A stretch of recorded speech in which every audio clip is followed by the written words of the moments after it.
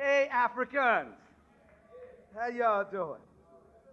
Happy New Year to you in this hemisphere.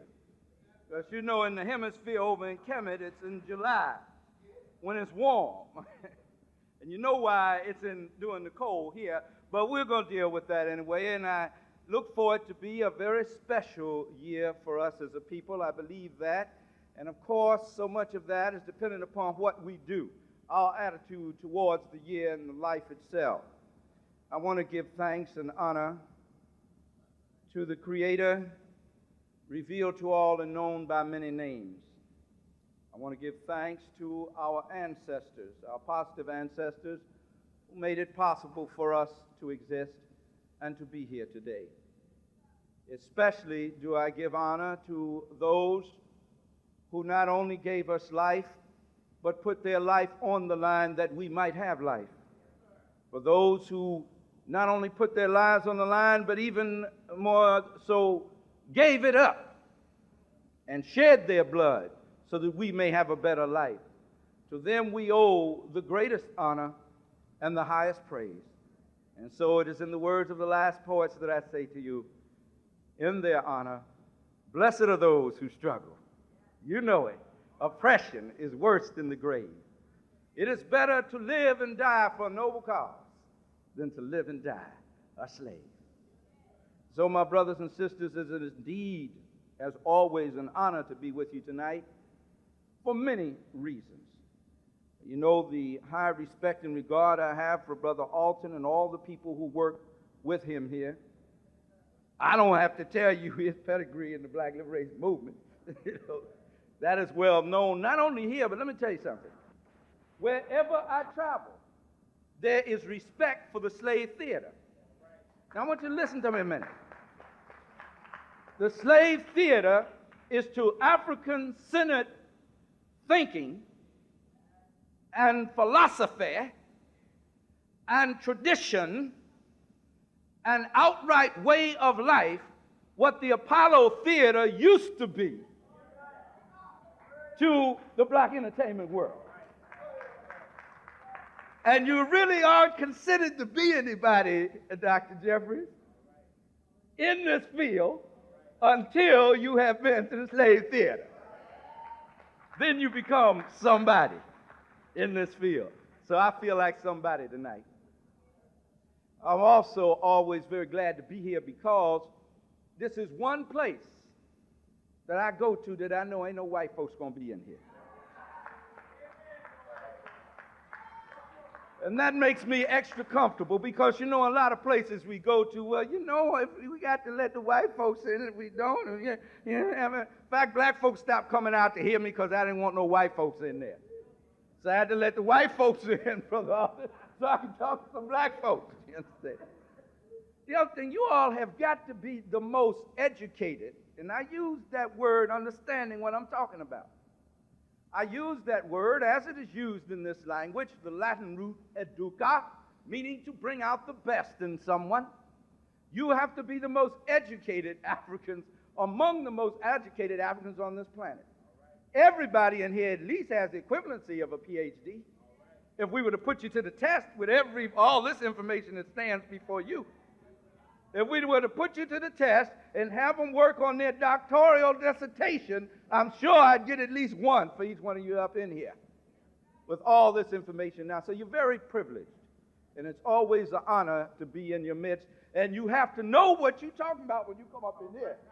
You cannot come up in here half-stepping.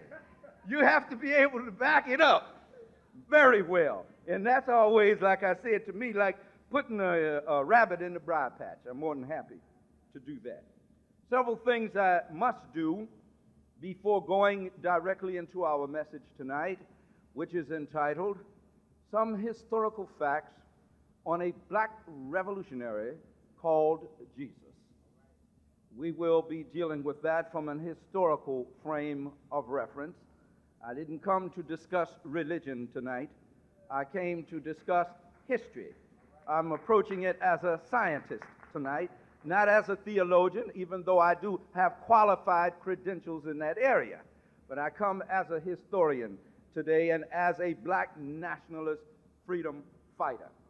And I always like to make that very clear so that people will know who's talking to them. I do not come to attack anyone's system of belief tonight or to try to disconnect you from your system of belief. However, you know we must look at the other side of the coin, because if you don't see both sides of the story, you'll only know that, but you'll never know this. So you have to have those two things in order to make an intelligent choice.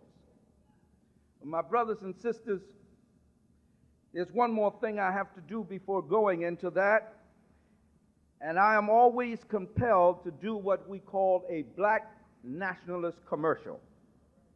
Not that we're commercializing what we're doing. However, I don't have to tell you it cannot be done without your support. Now, that's just plain and clear. So I'm not going through that again. You know what that situation is about. But I tell you, I got some new things for you tonight. I need about 5 minutes on that, Brother Austin.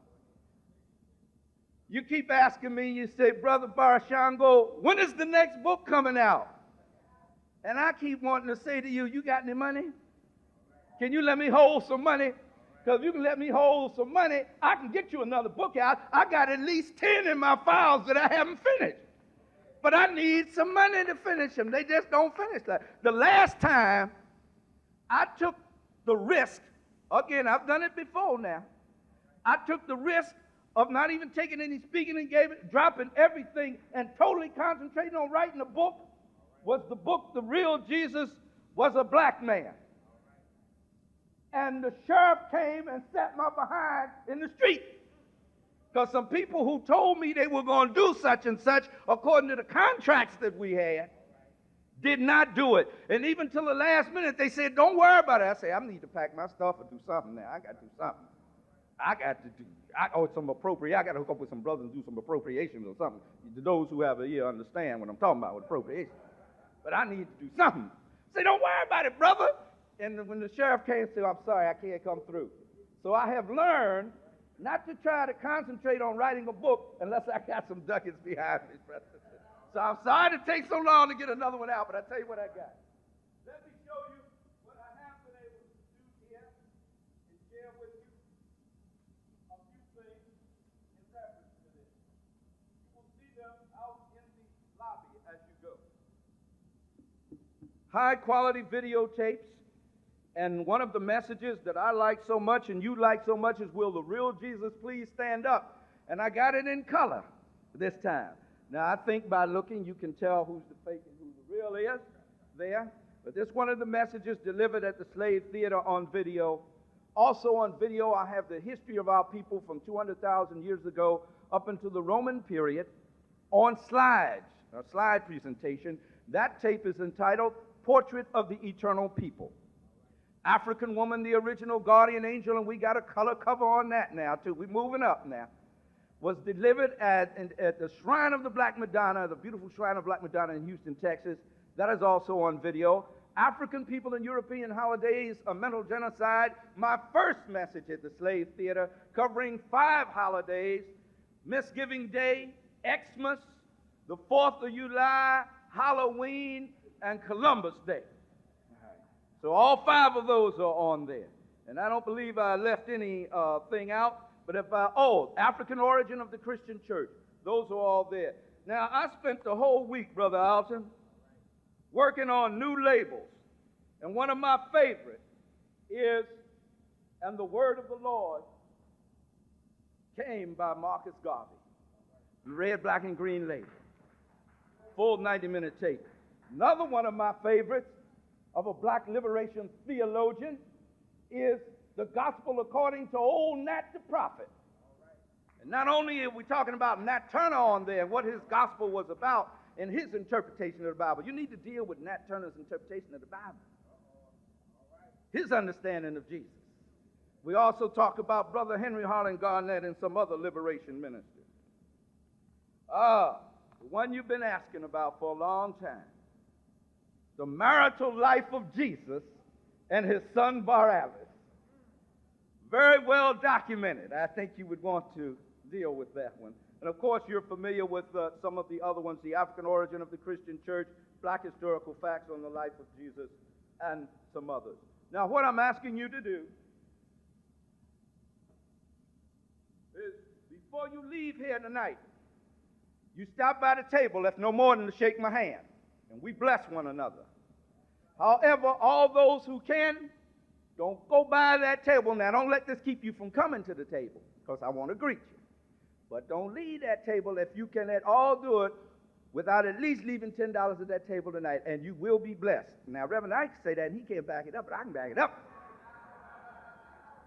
If you bless that table tonight, I'm going to pray and fast all day tomorrow. Make sure everybody in here get a blessing. I ain't going to stop till I know that the Lord done blessed everybody up in here. So I look forward to you doing that. Thank you, brothers and sisters, for being so tolerant of that.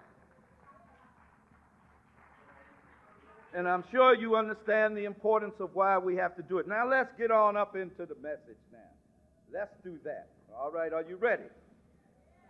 Now, I'm going to take my time. I'm not going to take long. But I know y'all are used to me moving like a steam engine sometimes. Spirit might hit me like that. I don't know. You know how I be sometimes when them ancestors get on, you don't know where you're going. But I am going to try to systematically follow the outline that I worked on in reference to this message. First of all, let's deal with the title. Some historical facts, not theological facts. One of the reasons why I changed fields after I passed the master's program, I was still a theologian. But something wasn't quite right to me, because you could argue that back and forth and it could go any kind of way. You could go through even there's over 500 and some different denominations of the Christian religion alone. I don't know how many of Islam. Just by Judaism, all of them have different denominations and sects. It's dependent upon somebody's interpretation or exegesis of a particular text or holy book. So there is no concrete analysis that you can have. There is no logical debate you can have with that. I just simply throw my hand and say, if that's your belief, that's your belief. I ain't going to deal with it. I ain't going to argue with it. I'm not going to waste any time on that. However, I looked at it, I said, history, you can at least prove with some degree of certainty, based on documentation, what your position is, what your premise is. So that's when I decided to switch fields. But I kept my ministerial license because I know how y'all love preaching. Okay? And I knew that would come in handy. So we're dealing with the historical facts tonight. Don't get upset with me about the historical fact. Don't jump up in my face talking about, but I don't believe that. We are not talking about your belief. We have every bit of respect for it. We will therefore not tread upon it.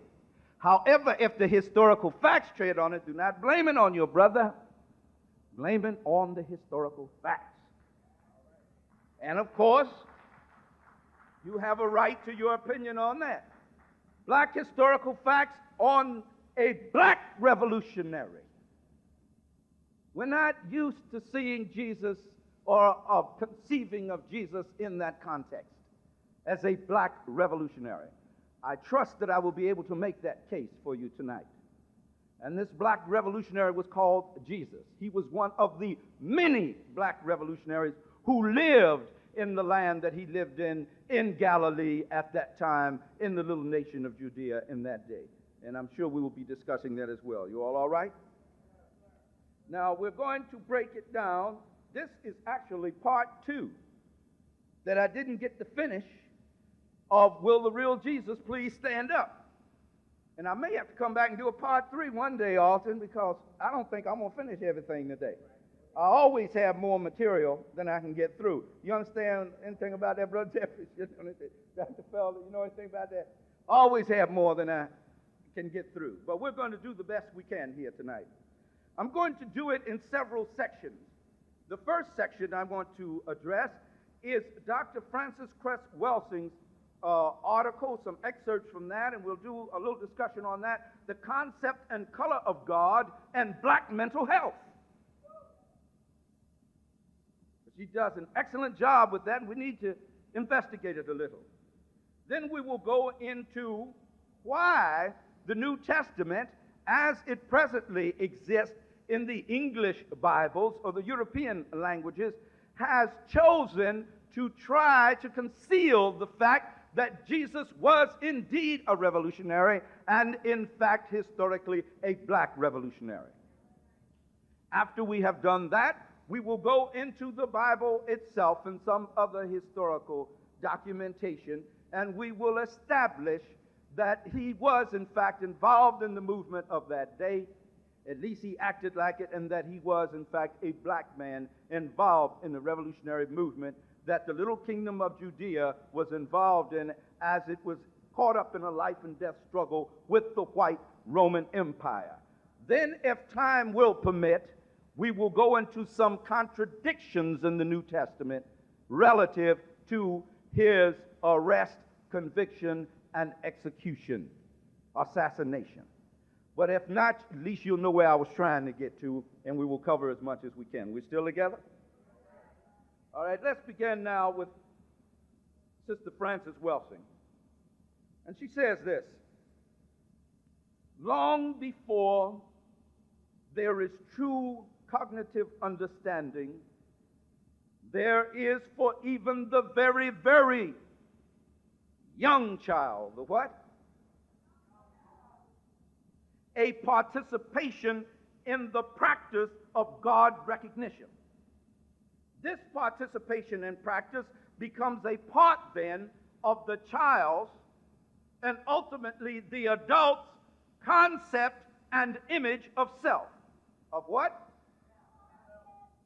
It is from this self-image and self-concept that evolve all patterns of behavior, that the determination of mental health or mental illness is made.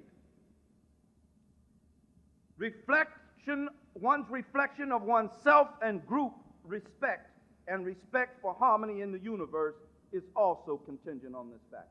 Now, let's do as we say in the seminary, an exegesis on the text. Let's exegete the text that has been presented to us in this sacred writing of Dr. Frances Welsing.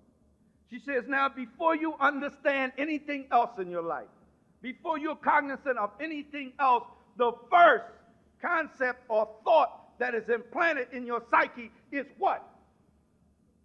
God. Something relative to God while you are still in your mother's womb. Whatever your mother's attitude or the community around you attitude or concept or imagery is of a God force in the universe is injected into you while you are still in the development stages of your mother's womb.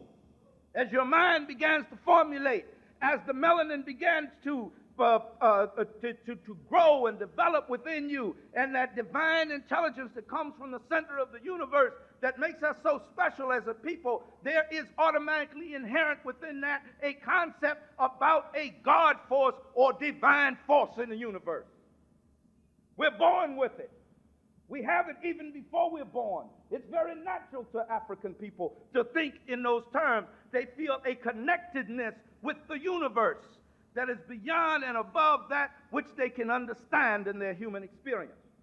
And therefore, the quest of most African people throughout our history has always been to travel a path that will bring us in closer connection with that divine intelligence in the universe. We have expressed it in a multiplicity of ways, and we still do. But we don't deal with the road, we deal with the what? The objective of where we're going. Now, we're born with this. We have this before we get here. And therefore begins our participation in the practice of a recognition of a God force in the universe. It's just not natural for most black people. I'm not telling you what to believe or what not to believe in the divine intelligence in the universe. We're just that way by nature. But I'm not saying you're bad if you don't. I'm just saying that's natural for most African people. Now it says that this participation in practice becomes a part then of the child and ultimately the adult's concept of themselves. In other words, your concept of yourself is directly related to your concept of God. Let me say that again. Every human being's concept, and I'm talking about in particular our people, African people, is directly related to their understanding and concept of God.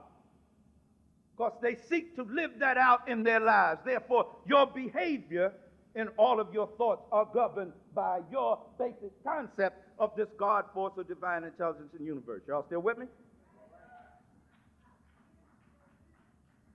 And she says it is from this self-concept that all patterns of behavior are established. Also, your relationship as to how you will treat yourself and how you will treat the group that you come from and the people around you. Anyone, therefore, that will destroy themselves with drugs or any other type of negative, self-destructive behavior, therefore has a concept of God that is obviously erroneous. Because if they had the proper concept of the God force in them, they would be acting out that force in them and therefore could not destroy themselves. They could not do that. She goes on, and we're going to establish why. And I mean, it seems like the people who can possess God the most, that do more shouting in church than anybody and even can do more salamed up stuff, can do some of the most negative things. Why is that? When your God concept is the governing factor of your image of yourself and therefore your relationship to those who produced you and you relate to and live around. All right, we're moving on now. And we'll discuss that. I've seen young men that I've had to counsel who were involved in gang war. I have walked in the middle of gang wars in Richard Allen City, Misnomet, Philadelphia. I've walked in the middle of them to stop them from hurting one another. And both of them stand on each side, Sister Camille, with crosses on. Would have killed one, walked past the casket reciting the Lord's Prayer and touching the casket and stroking the cross. Something's wrong with their concept of God. When you can destroy yourself, we don't have the right to tell anybody how to believe or to practice their relationship with their Creator, but we can identify that something is wrong if your relationship with your Creator is permitting you to destroy yourself. One time I was having such trouble breaking up a gang war that I went back in the house and put on the collar. I'm serious. They wouldn't check it. I had my dashiki and everything. Come on, brothers, we can't believe it. I almost got wiped out. Security had to snatch me out of their midst. I say, I got the answer to this. I went in and put my collar on. I came back out, man. They backed on off. Yeah, Reverend. Yeah. They had more respect for this white man's collar than they had for me. That's because something is wrong with their God recognition. Therefore, it has affected itself. You'll see where I'm going with this in a minute. She goes on to say that the global system of white supremacy, oppression, and domination developed a religion called Christianity. Uh-oh, please protect me out there. I need some security. Where's the security? We're not attacking your belief system. We're not attacking your belief system. However, this is a historical fact. There is a qualitative difference between the Christianity developed on the African continent and that developed by Europeans. They are diametrically opposed to one another. Get my tape, Black Historical Facts on the Life of Jesus, Volume 1 and Volume 2. I get right on into that. How the Romans came in, not with no Septimus, Dominus, Meum, and all that praying and stuff. They came in with swords and took it and recast it in the image of white supremacy, and then took the most sacred and revered icons, which are the black Madonna and child, and of Jesus as a black man, and hid them away so that they could have the magic of healing that's in them. Think about the psyche of the people you're dealing with, but I don't care about them. Let's get back to it now. But they developed this global system of white supremacy, developed a religion and called it Christianity because Jesus knew nothing about Christianity. There was no Christianity in Jesus' day. Jesus was a Hebrew, and what he founded was the Nazarene party. He had no idea of founding a religion. If Jesus were to come back today and you ask him where it, most of y'all would throw him out of the church in the first place with them dreadlocks and them sandals, dusty-looking prophet that he was. Y'all wouldn't even want him in your church. But if you allowed him to come in and you ask him if he was a Christian, if he was saved, he would have no idea of what you were talking about. Because such concepts did not exist while Jesus was alive. Even in your Bible, in the book of Acts, it tells you they were not called Christians until Antioch, at least 50 years after the assassination of Jesus. Talking about historical facts now. Don't get mad, please. But even if you get mad, don't stop loving me. And you owe it to yourself. You look, you hear this. It's as if there is nothing else that could possibly be talked about, thought about, or presented about Jesus other than that which 50,000 preachers run on Sunday morning every Sunday. The same old idea and concept with no historical basis. And we just follow right on behind it, and they get richer and wealthier, and we stay in the same condition. If your church is not committed to the upliftment and upgrading of your community, if that money is not going to enhance the quality of life in your community, then you have to rethink, as Brother Malcolm, peace be upon him, said, your religion and your concept of Jesus. Very fundamental. How these Negroes walk around here talking about they follow Jesus when history and the Bible tells everywhere the man went, he took care of the needs of people. Even the preachers of his day got mad, say, he's getting more, he's got a popular move. Folks ain't even coming to the synagogue no more. This black man got folks going to church out on mountainsides, feeding them fish and bread and stuff. We can't compete with that. We do that, them Romans come in and tear the synagogue down. But I'm moving a little ahead of myself now. But he developed this religion called Christianity. Because there's really nothing Christian about it if you go even with the basic Christian principles. Most fundamental and absolutely critical to the white supremacy system of religious thought was the formation of the image of a white man as the Son of God. Therein lies the problem. Our God recognition is recognizing a lie, something that is not true. Because Francis goes on to tell us this white male image was then referred to as Christ. It doesn't matter that the prophet Jesus was a black man, which we have proven historically over and over again. I'm not going into that tonight. I got it on the tapes out there. You know I've been over that time and time again. So we got to move on with the material tonight. But he says absolutely critical. White supremacy could not exist, Brother Al. It could not exist. They could not control us if they had not gotten us strung out on a false premise about God. As Dr. Clark, that grand old scholar, tells us, they came here with a false idea about God and have never acted godly.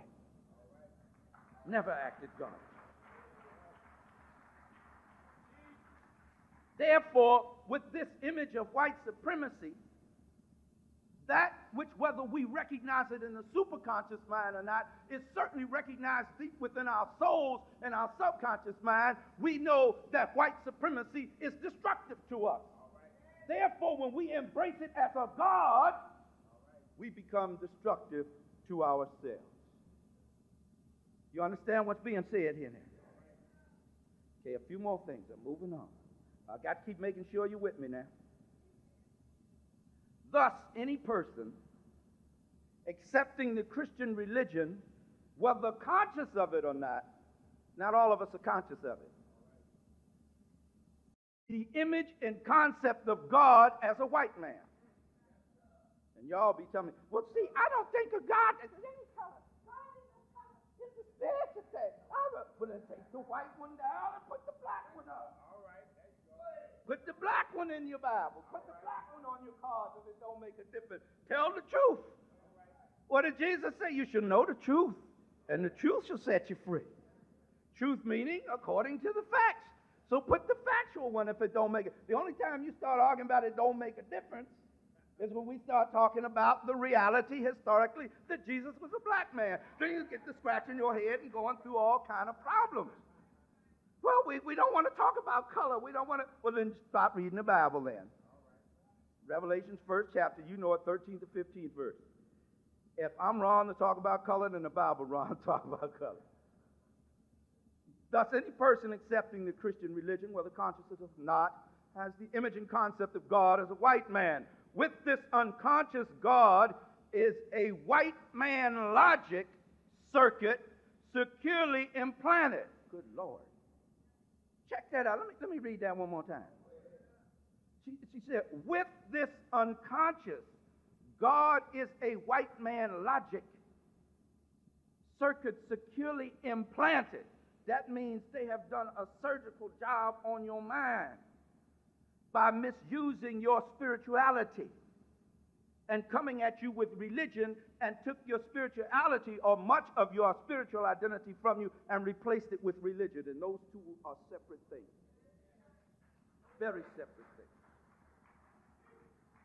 Got you all strung out and fighting over religion when the power is in your spirituality, which means your connectedness, your awareness of your connectedness with the universe. So now securely implanted, the message becomes very clear. The white man, as God the Father, is supreme, perfect in power and goodness, from whom all blessings flow. Therefore, you're afraid to fight him. You ain't going to try to fight God. That's why there's such a fear to get up and fight these crackers. You don't want to fight God. You don't want to anger God. You don't want to upset God. You think he's God. And no matter what he does to you, and he's done the worst things that any human has ever done on the face of human, he can be indeed called, and I know some of y'all don't like to hear me say that, but I like that term. Dr. Patricia Newton said that massive undeveloped protoplasm, which is what he is. As human is as human does. Human from humus man. Man from the humus, from the soil, from the dark soil that contains all the elements that make up the human body. Is you with that? You understand what I'm saying to you? But so that I will not, I don't care really. So that my brothers and sisters don't think I'm being mean by not referring to him as a human. I have to go, as I said, by the true, as Jesus said, by the what? Fruit of the tree shall you know. Yeah. So we're afraid to confront him. We're afraid to deal with him because we believe that we're dealing with God. And no matter how bad he treats you, you believe that somewhere among them has got to be a good one that's going to do us right, because the Son of God was a good one. So someone of them got to be good. So you will take any abuse, any punishment, go on for years and submit yourself and your children to the worst ways of life, believing that somehow some white man will come and save you, because 2,000 years ago one died on the cross for you and saved you from your sins, even though your life ain't worth a dime today.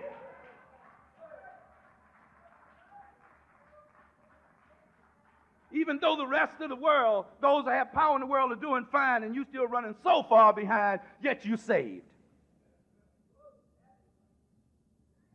That 2,000 years ago, this white man defeated the devil on the cross, yet the devil has committed the worst crime that anybody has ever committed on the face of the earth, which is the African slave trade and the invasion of the African continent. There is no crime to measure up to that.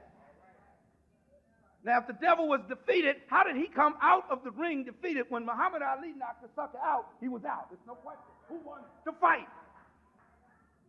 If Jesus knocked the devil out, I want to know why he's still so active.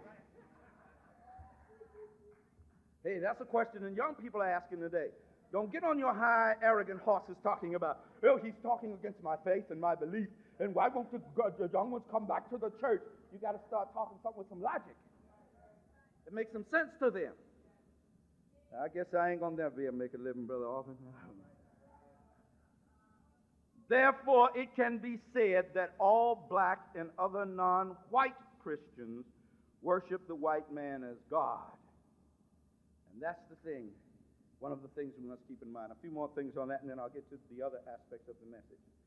Jesus, this is what Dr. Francis Welsing recommends. First, blacks and other non-white peoples should begin to consciously practice the removal, the what? Of this white image of the Son of God from their brain computers. We got to talking about I thought this issue was settled 30 years ago. We had the Temple of Black Messiah in Banneker City. Now, y'all know where that is, because you know I ain't going to call it what they call it. We had, you know where Barashango City is? Well, you think about it then anyway. You know your history. We have the Temple of the Black Messiah there that went up, in 1969. We preached this strong. I mean, it was going good. There was a shrine of the Black Madonna. Reverend Jeramogi, he was spreading the word about the Black Messiah and the Black Madonna. I said, well, we done settled that. We can move on now. This ain't no more to talk about this. We done proved everything you can prove. 30 years later, it's still a question. 30 years later, it's still a question. Therefore, we still have the job of removing from our brain computers this image of white supremacy of Jesus as the Son of God. One group, one religious group, in opposition to us just stating a fact what the Bible and history has said about Jesus, was marching around saying, let's get rid of all imagery. What are you going on a campaign to do that for? Of all the things black folks can fight this system about, why are you going on that campaign? Because if you take down every white Jesus in every white church, you're still going to have it where? In the brain computer. That's where you have to get rid of it. Because your image is merely a reflection. The images that you create are merely reflections of what? What is in your mind. Y'all still all right? Am I boring you? Okay. Y'all let me know about the time now. Okay. Secondly, blacks and other non-whites must practice utilizing their energy crystallizations, that is, their bodies, as direct connections with the cosmic, that is, God force, the source of all energy. This means that we must learn to use our personal antennae to connect up with the true source from which all energy and power flows. No, you can't do that. You got to have a priest. You got to have a preacher.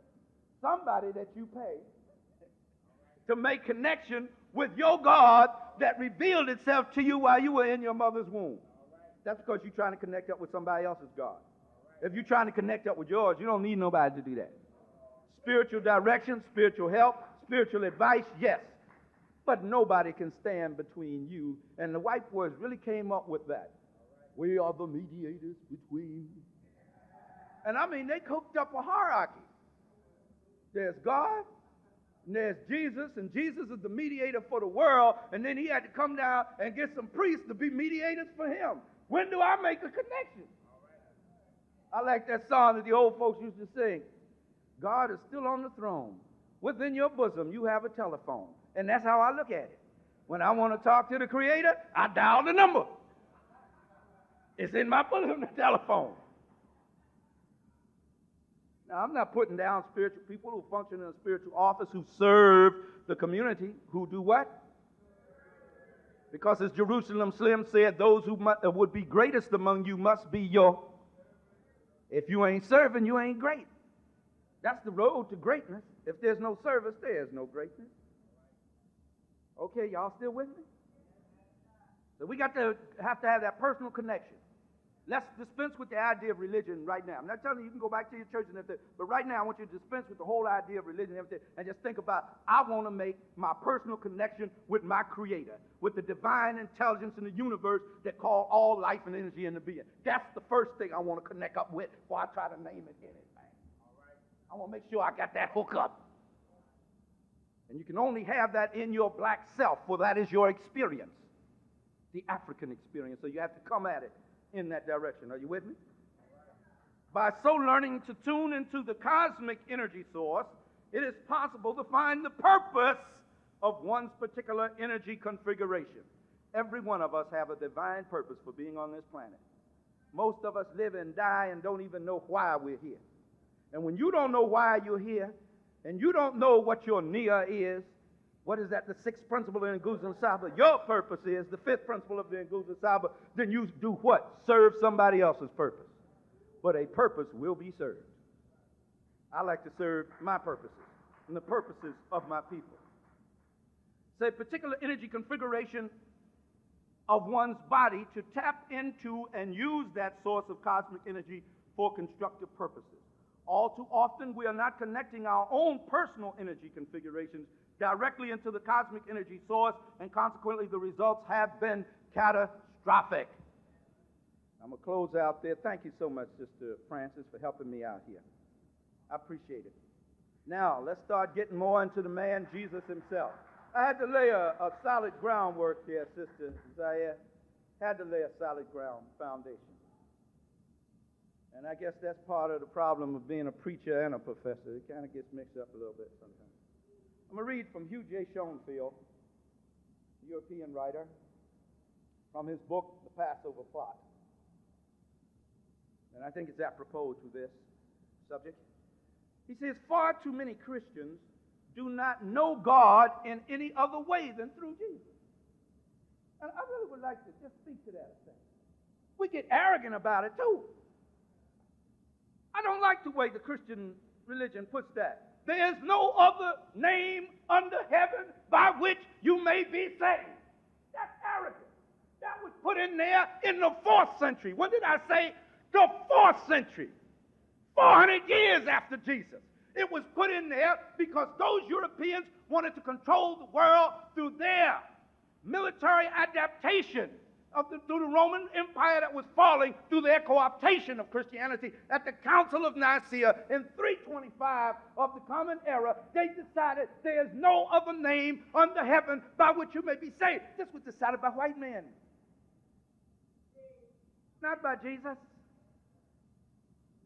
Not by the apostles. Not by Almighty God, but by white men.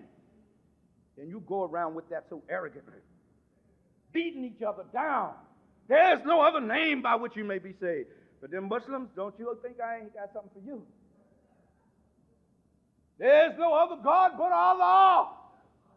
And Muhammad is his prophet. Even so far as accept Islam or die. I'm talking about the history now. No. You're not serving God when you do this. You're serving your own ego, or the ego of some group of people who wanted to control large groups of people.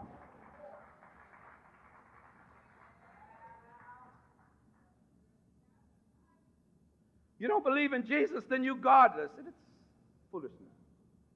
He goes on to say, take away the deity of Jesus and their faith in God is imperiled or destroyed. A lot of reasons why people don't want to deal with the historical Jesus is they're afraid it will affect their relationship with God.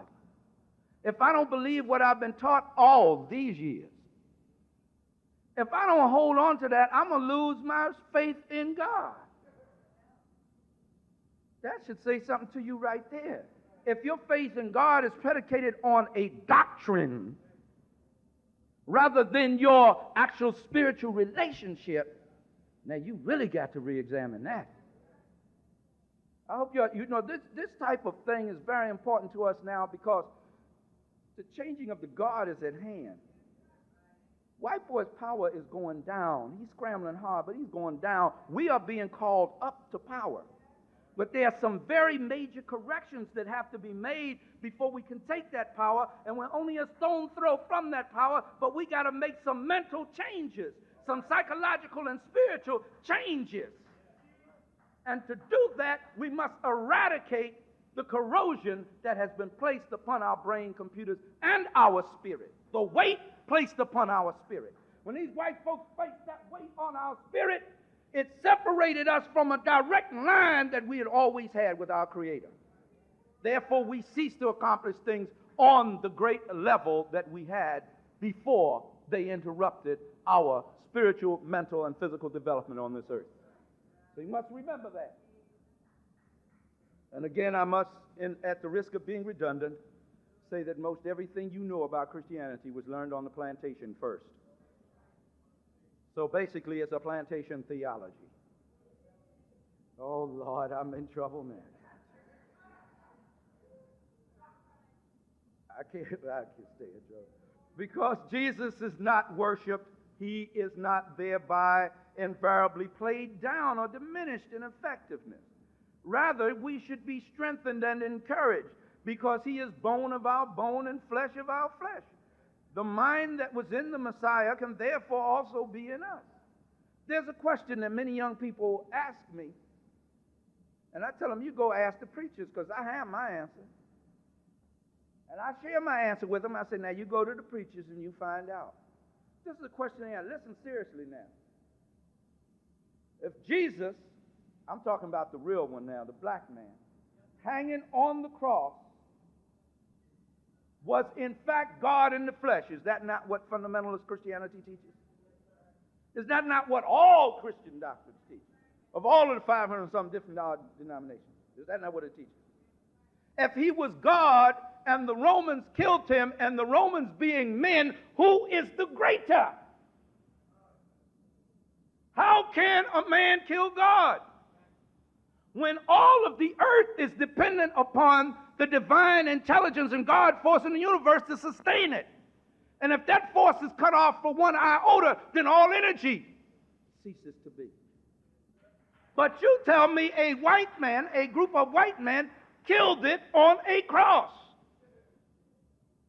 Some say for 3 hours. Some say for 6 hours. The New Testament is just not really sure how long God was dead. But he resurrected, Brother Shaka. If he died for even a minute, the resurrection wouldn't mean anything. Do you all understand the logic in this? I mean, this is the kind of logic these young people have, and we be telling them, well, that's of the devil. That's not of God. That's sinful for you to think like that. And you're losing them because you're not coming to them logically. All right. Let me go a little bit more. I've got to get into this revolutionary here. The only way in which we can hope to know the real Jesus is by first becoming conscious of him as a man of his own time, country, and people. And that's what, for the few brief moments I have left, I'm going to deal with. The Jesus of history can be more correctly known only by those who are willing to see him as a Hebrew Messiah. And that's the first thing you got to understand. He was not a Catholic Messiah. He was not a Baptist Messiah. He was not a Methodist Messiah or a born-again Christian Messiah or a right-wing fundamentalist Messiah. He was a Hebrew. Plain and simple. Before Michelangelo, any of the Italians or the Dutch or anybody decided to paint him differently, that is what he was. Now, Justinian II knew who he was. Put him on his money. He was bound down to a black man. Look at the picture on the tape out there. I verified it when I was in England. It's there. It's there. That coin, going back to the 8th century. White folks knew who they were worshiping. That's strange how that thing went, too. They started out worshiping you, now you worshiping them. Good Lord. Woo! The only way in which we can hope to know the real Jesus is by first becoming conscious of him as a man of his own time, country, and people. The Jesus of history can be more correctly known only by those who are willing to see him as a Hebrew Messiah. The gospel writers tried to tone down the national and political implications of this cardinal doctrine, but they still affirmed it. Now, I was going to try to read some other material, but I'm going to go into the text in a minute. In the book, Jesus and the Zealots by Hugh J. Dr. S.G.F. Brandon at Manchester University. Many see the white theologians be reading all this stuff. Black theologians scared to even touch this. They be debating this issue. Black preachers, they don't want to debate this issue. They don't want God to strike them with lightning. And as Sister Francis said, where their brain computers hooked up, they don't want that white man to strike them with lightning. It's forbidden for black people to discuss this. But the gospel writers tried to cover up the fact that Jesus was a revolutionary. But we're going to go in those gospels and show that even though they tried to cover it up, it came out anyway. Why did they try to cover it up? First of all, brothers and sisters, listen to me now. There was no gospel written. The word gospel meaning what? Good news. We'll deal with that in a moment. But in this instance, biographies on the life of Christ.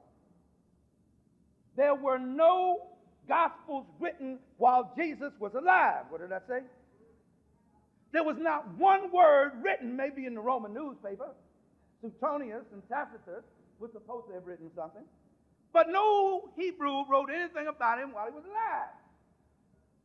It was some 40 to 50 years after his death that they began to write about him and tried to remember what they had heard. And they had only stories that had passed from one group to the next. The first gospel to be written, although it is not in that order in the New Testament that we know of, is the Gospel of Mark, written somewhere between 65 and 75 of this era. There were at least 70 gospels written. Only 4 of them survived because they were the 4 that the bishops at the Council of Nicaea figured they could edit and twist to suit their doctrinal needs. The Gospel of Mary, the Gospel of Philip, that speaks about Jesus being married, and you've got to get that tape I got back there, the marital life of Jesus and his son Barabbas. They had to take those out because it didn't go along with the doctrine. They were killing people for even reading them back then, but that's another story. I discussed that on the African origin of the Christian church. Now, the Gospel of Mark was written almost immediately after the fall of the capital of the Judeans, the Hebrew Israelites, the African Israelites, in 70 of this era. They had begun another rebellion of the many rebellions they had against the Romans. They had another rebellion in 66 of this era. And for 4 years, they declared themselves free and independent of the Romans. The Romans came back with the 10th Legion, the leopard men, out of Africa. They used Africans to destroy Africans. Does that sound familiar? Does that sound familiar? White folks can't take us on their own. I tell you, white folks, they said the reason why a white man won in Africa is he had guns. There wasn't what? 60 million white people in all of Europe at that time. And Africa had hundreds of millions of people on it. Every white person in Europe had a gun. They couldn't have took Africa. So they had to use Africans to take Africa. Learn from that. So here they used Africans against Africans, and they destroyed the city of Jerusalem and scattered them all over everywhere. Now, some of the white folks who were unhappy with the Roman Empire and were looking for a new philosophy had been led by the Apostle Paul, who was a traitor to his race, who wanted to be a Roman rather than a Hebrew, but that's another story. They had adopted what they called eventually Christianity. But the prophet of it had been crucified as a rebel. That's what the record says. We'll deal with that in a minute. Now they were caught up with the problem because the Romans were identifying them with the rebels in Jerusalem. So when the Gospel of Mark was produced in Rome, it was an apologia, laying the blame of it all on the Jews and on the Jewish rebels, and saying that Jesus was innocent of the charges brought against him, and that the Jews had caused him to be killed. The gospel writers tried to tone down the national and political implications of this cardinal doctrine, but they still affirmed it. It simply could not be eradicated. But every step they took to depict Jesus in another guise took them further from him. We cannot now find him again by falling into the same error.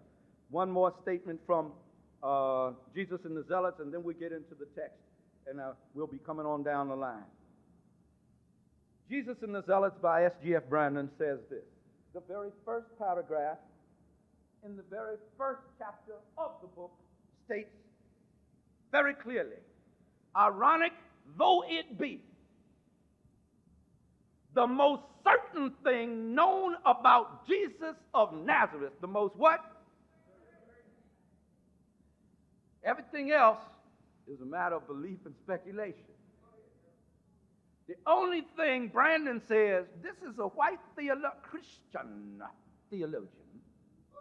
He says the only thing we know certain about Jesus of Nazareth is that he was crucified by the Romans as a rebel against their government in Judea. Crucified as a what? That's what the record says. That's what it says. And even the New Testament tells you that. There was a charge brought against him. What was the charge? He stirreth up the people. Which in today's words would be what? Troublemaker, terrorist, inciting to riot. That's what the Romans charged him with, and that's what they killed him for. They didn't care if he talked about God.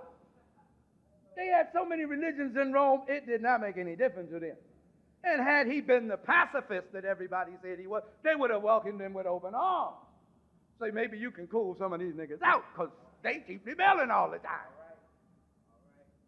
If you can walk throughout the land and get these big crowds around and cool these people down, why, you're a good friend of Rome. But Rome hung him on a cross.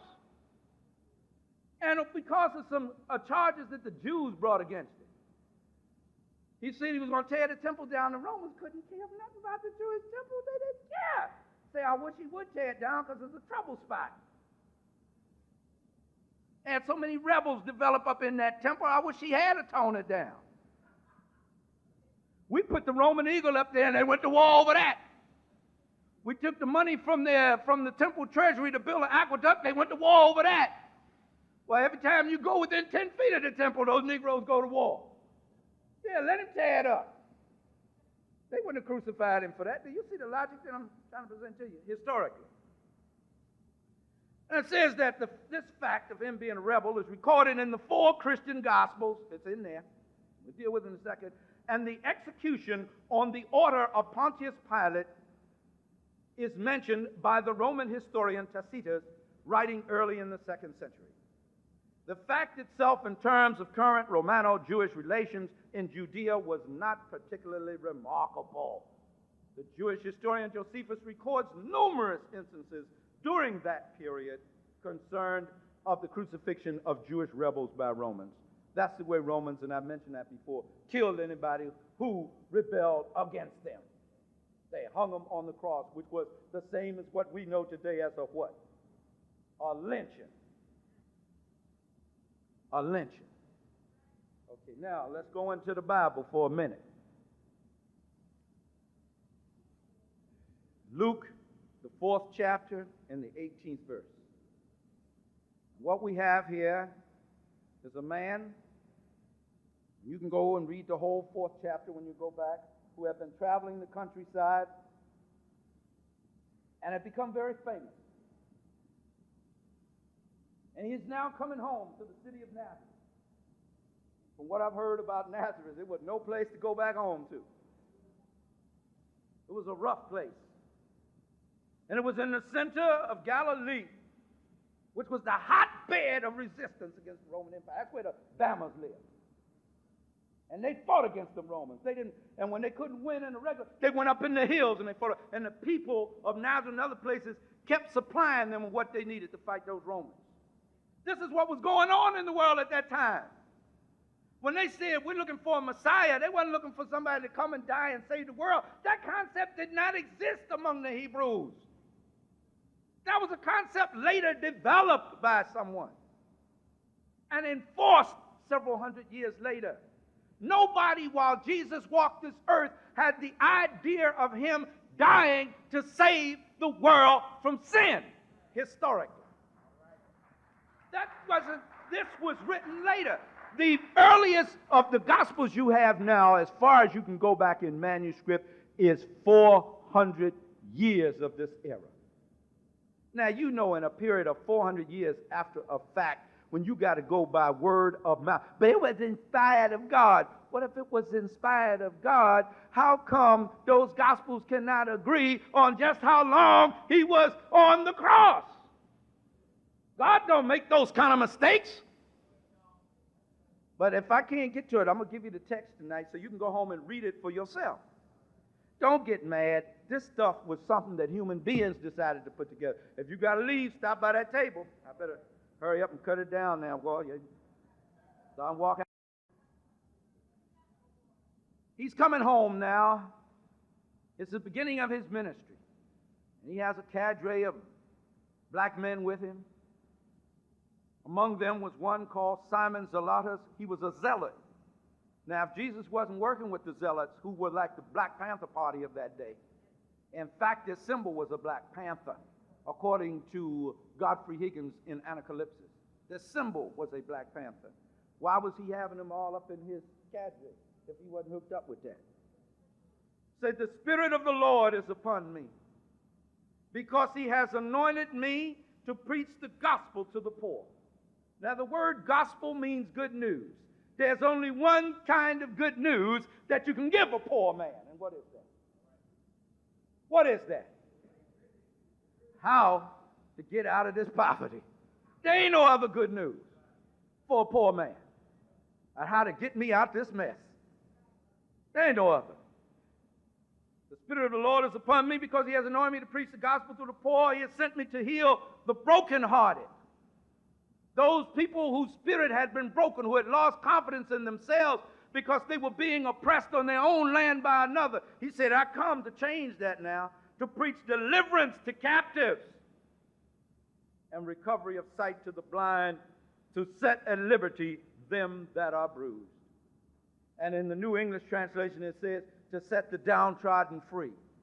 Now for a man to stand up in his religious institution, the synagogue, and to declare that the Spirit of the Lord had sent him to feed the poor and to set the downtrodden free was an outright challenge to the Roman Empire and the Negro preachers of that day who were working in collaboration with the Roman Empire. What about the entry into Jerusalem? We're coming down now. What was that all about? Jesus riding on a donkey? Palm Sunday? People coming out with palm leaves waving, praising this man riding on this donkey. What did they say? In John 12:13, you can write it down, and Mark 11:10, say, Hosanna to the King of Israel. To the what? Not to God out of heaven, to the King of Israel. But the text in Mark goes on and puts it even further. It says, Hosanna and glory to him that cometh in the name of the kingdom of our father David, which had been the first king of Israel. What are we talking about here? What type of frame of reference are we talking about? A religious frame of reference or a political frame of reference? Both, because their religion and their politics were one and the same. We talked about his arrest and his trial. We talked about the crucifixion. Also in Luke, the 22nd chapter, in the 36th verse, it says that now, he says, I came not to bring peace, but fire and a sword. Those are violent words. Matthew 10:34, he violently drove the money changers out of the temple. You've heard me describe that before. That was a violent act. Matthew 21:12-14 says, now is the time to sell your coat and buy a sword. Said things have got so bad, brother. Sell your clothes and buy you something to fight with. Sell your clothes and get you a Roscoe, get you a piece. Next time you show up, come out full dressed. Y'all know what I'm talking about. Ready for action. When they went in there after him, the first thing Peter did was what? Drew his sword and started hacking people.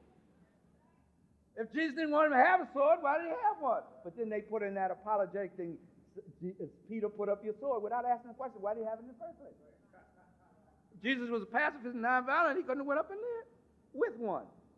When they came to him about the incident about the money, this was a big deal with the Hebrew people, whether they should pay taxes to a foreign invader or not, whether they should take their money and pay taxes to help somebody to continue to oppress them. And a popular leader among them could not go with that or he would not be popular. And they came to him, they said, should we, these were the preachers. The preachers were trying to trap him so that they could get him and say, well, tax evasion. So Romans, y'all can get him because he ain't paying no taxes. Should we pay tribute to Caesar? So Jerusalem Slim, being the wise brother that he was, looked at him and said, show me a piece of money. Say, okay, say, who put you on that money? Say, Caesar. Well, you give to Caesar that which is Caesar, and God that which is God. Now, what did the Hebrews teach was God? The land, they said, belonged to God. And they said it was their religious duty not to allow anyone to rule over them but Almighty God. That was their concept. That was their belief. That is what Jesus was raised with. That is what Jesus went by throughout his entire life. Coming to a close now for real. Brothers and sisters, in stating this, and this has only been a cursory investigation unto the subject. I'm going to give you some text I want you to read. You write them down. I'll tell you what they're about. Read Matthew, the 27th and the 28th verse. Chapters, Mark, the 15th and the 16th chapters. Luke, the 23rd, the 22nd. Okay.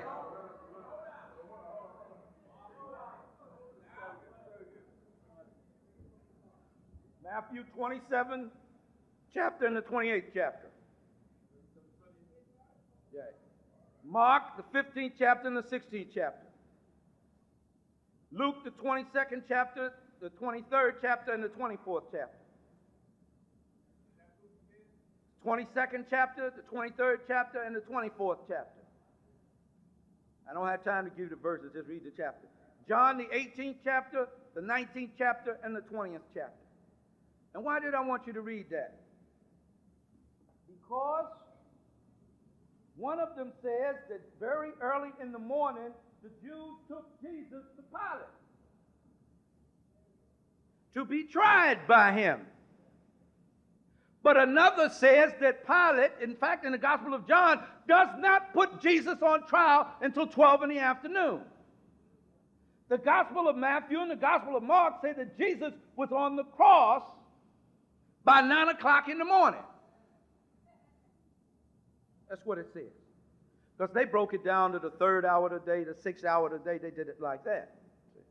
But if you know how to decipher the time, you can tell there's a discrepancy in the time, whether you know their method or not. But we just happen to know what time that is. I'm just giving you in English. Matthew and Mark say he's already on the cross at 9 o'clock in the morning. They have already nailed him on this cross and put him up there. And from 6 o'clock, or from 3 o'clock to 6 o'clock, darkness came all over the earth. And then he gave up the ghost and died around about the setting of the sun, about 6 o'clock. John says that Pilate did not even have him in court until the 6th hour of the day, which is 12 noon. What happened? If Pilate doesn't have him in court until noontime, how does he get on the cross at 9 o'clock in the morning? You got to try him, convict him, they beat him up, they made him drag the cross, and if you ever been to Jerusalem, those streets are like his hair. He had to drag the cross all out there, and then about a half a mile on out to Golgotha to Calvary. That's after 12 o'clock, also. After the trial at 12 o'clock. 12 o'clock after the trial, he had to do all that according to John. No telling how long it took to do that. So when did he actually get on the cross? Because you read this for yourself and see if you see this discrepancy. The gospel writers are not in agreement.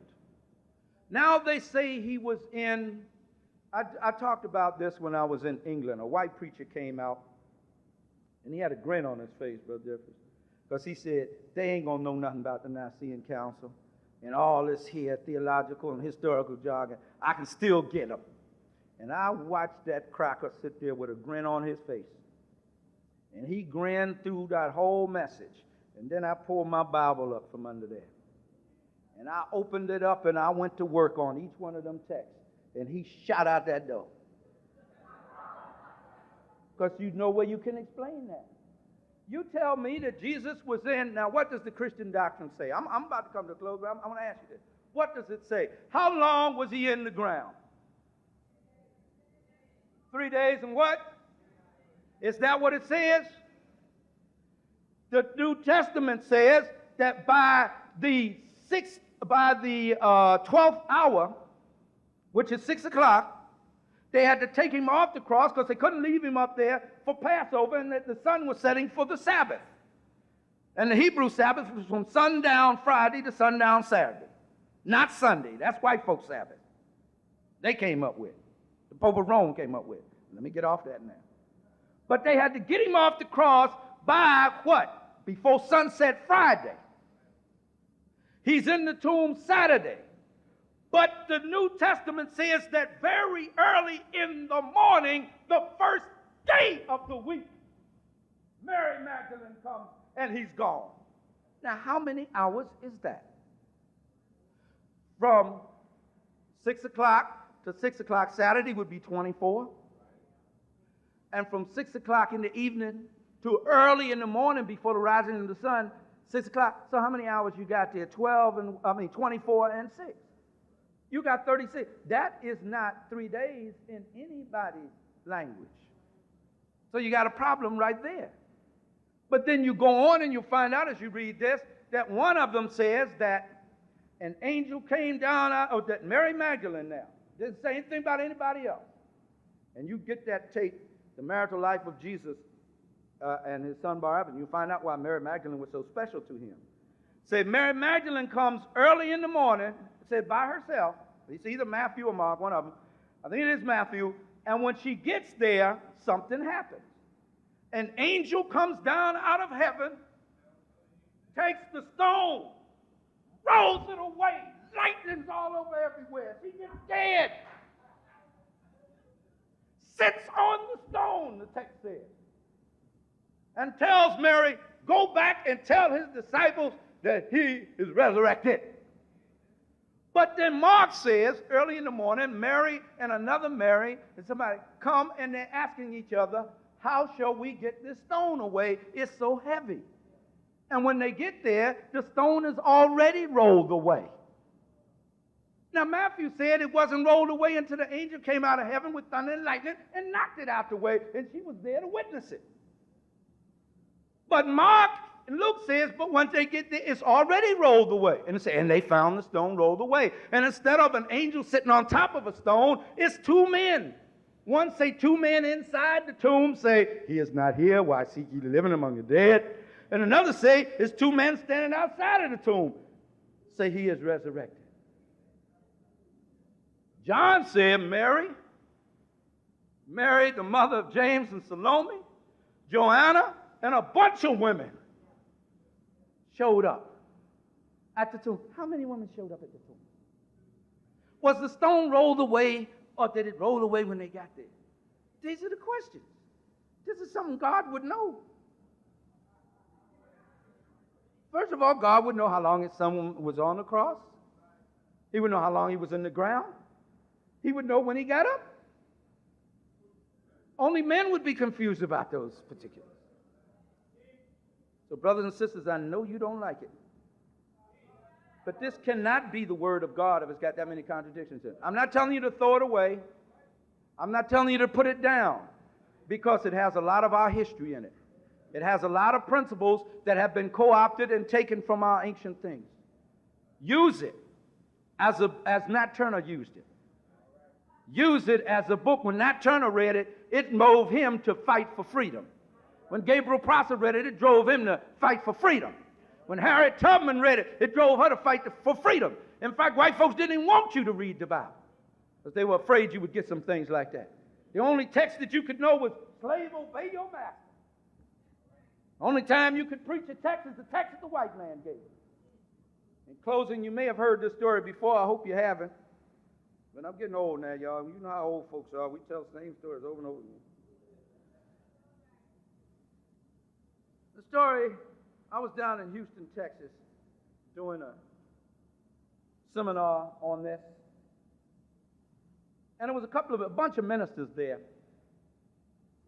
And I didn't even get into some of the details I'm going into with y'all. I was just dealing with the fact that Jesus was black and things like that, make it acceptable to them, And because some brothers be pleading when I come to church, well, we don't want to hit them too hard.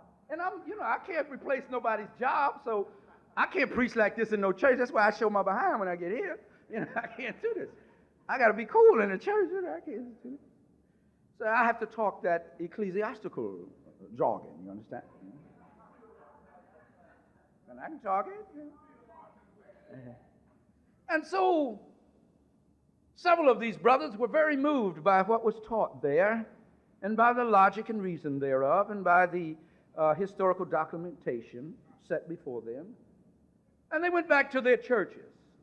Did y'all hear this story? They went back to their churches, and when I came to Houston again, they had several different reports for me. One man, he had a lot of power in his church, so things worked a little differently for him. One man, the church board, the deacon board and the trustees actually decide whether he could keep his job or not. And this is what happened. They went back and they preached and they showed from the Bible, Revelation, the 1st chapter, the 13th and 15th verse, they had hair like lamb's wool and like gleaming bronze, and they did the whole thing. And they talked about the coins, and they talked about all of the icons of Jesus all over the Western world. It was of a black man. They went through the whole thing. And one brother's congregation said, I don't care. This is what they said. I don't care what the Bible say. Tell you about when this thing get in your brain computer now. I don't care what the Bible say. I don't care what history say. Because what he told them, we got to take, like Francis said, we got to get rid of all this white supremacist imagery. They say, if you take that picture down off that wall, you better get you another job. You will not be preaching here next Sunday. In other words, they didn't care what the Bible said. They didn't care what the truth was. This white man was the endorsement of their conceptualization of God, and don't you remove it. That's what that was. The other preacher was a little more successful, I'm glad to report. He told them, he went through the whole thing. He said, now next Sunday we're going to have a ceremony. This is long before Archbishop Stallings or anything. So we're going to have a ceremony. And we're going to take this white man down off the wall. And we're going to put a black man that represents our Lord and Savior up there. And he had such power in his church they couldn't fire him. But the day that they took it down, Brother Jack Feather, the day they took it down, Mother Franklin, the people were weeping like the slaves used to weep when Massa died. It's been up there so long. It was there from the first founding of the church. It's just so wrong. But he took it down. Brothers and sisters, we want to keep good relations with our families and our loved ones as much best we can, and we should. We don't want to go around making enemies among one another, but we cannot let anything keep us from dealing with the truth. You shall know the truth, and the truth shall set you free. And it says we must be transformed by the renewing of our minds. And one of the first steps in the renewal of the mind and the step towards the reinstitution of global black power, of what? Global black power, ruled in justice and righteousness. All people will live good under us, because the Bible says when the righteous are in authority, the people rejoice. Our history said that we ruled justly and rightly by the principles of Ma'at. And we will do it again once we clean this white man's ways out of our souls, out of our spirits, and out of our minds. And one of the first ways to do it is to get rid of that white supremacist imagery in your brain computer. Peace be unto you, my brothers.